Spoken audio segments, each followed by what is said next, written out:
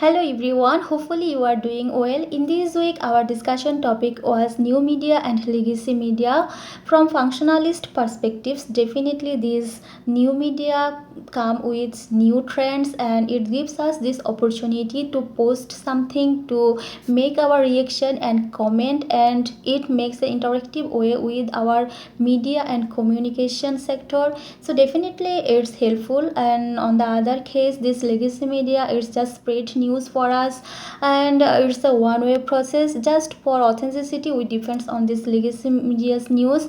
On the other hand, this new media actually plays an important role for being a news source also. In several cases, we are noticing that if legacy media want to ignore several topic which against our government or their interest, if any persons or any group make a claim about this on social media platform, then definitely it's become a source and great source for news for legacy media. And I think in this case, this new media plays an important role for being more interactive and to spread news so fantastically in whole over the world. So it's important. But from conflict view, we can say that new media actually spread several rumors and conspiracy news also, which is harmful and make panic situation for us. For example, I can say as just in August, in our country Bangladesh have faced social movements. Not only that, the students movements, which was the biggest movements of our country. Then this times also the new media platform almost 370 news rumors news published here by the organization of Bangladesh Rumor Scanner Bangladesh. They reported that which was the highest amount of rumors in our country's history. So I think as in certain situation they published this huge amount of rumors that was very much harmful and made a panic situation for our country's people. So definitely they didn't maintain any regulation and ethics. These types of conspiracy and rumors news are harmful for our country and ours. Now I'm telling about the theoretical perspectives of media. As I learned about post-positivist theory, cultural theory, critical theory, and normative theory in this course, and which was so fantastic to me. With this current situation of media, I can feed this normative theory. As far as I am concerned about it, that these media actually can't play a freedom rule here.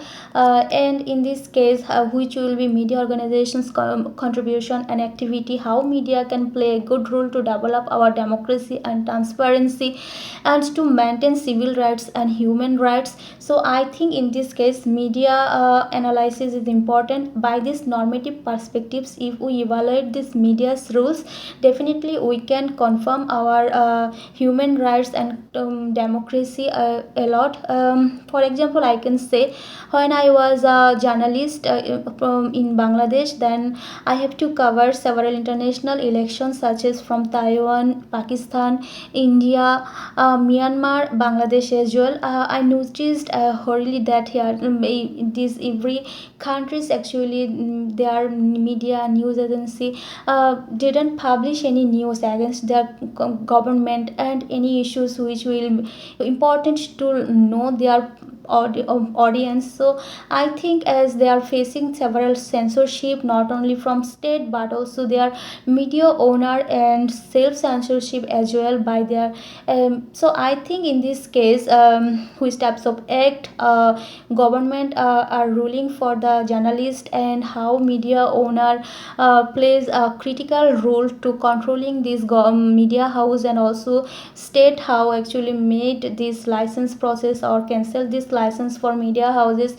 It's also important to know and make sure that media will be play a good role to develop our countries. In these perspectives, if you want to make a great change, definitely you have to follow these normative perspectives. And also also this critical perspective is important, basically as it's a process to know about the power process and the inequality. Several developed and developing countries facing this problem, basically in democratic country. I think is we can, if we use this critical theory, we find out the power access process, how actually media plays a critical role to set agenda, which types of narrative they use to make consent for audience. So I think it's important, otherwise any democratic country can't make speech for their people. It's important to be more freedom of media house as power access policy and inequality policy. If we want to interpret about these types of topic, definitely we have to follow this critical analysis perspectives.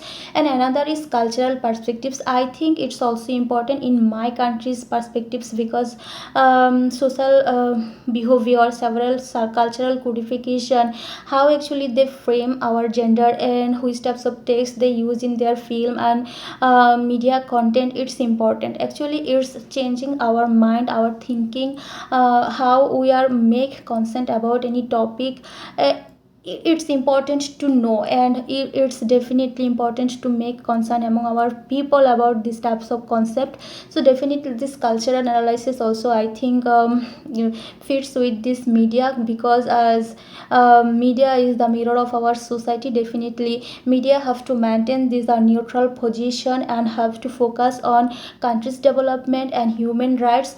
But it's a matter of regret that they also use this state governments or any powerful discourse or narrative to evaluate or influence our audience.